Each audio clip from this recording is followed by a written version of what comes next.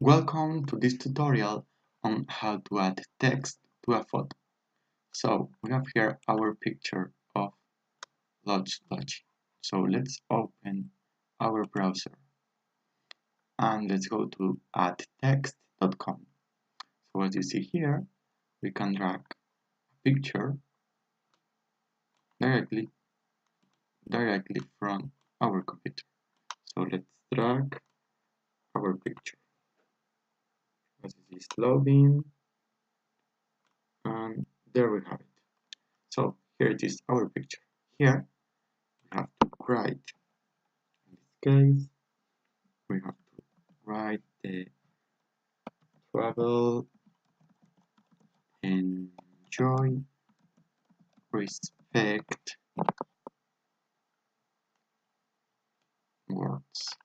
So as you see, here we can change the type of format of the letter. For example, this one. You can also drag it, and the size you can leave it auto. So that's basically what we have to do. So we click in next and in download, and there we have our picture finished with the text. So hope you enjoyed this tutorial and it's useful to you. Alright, so see you soon.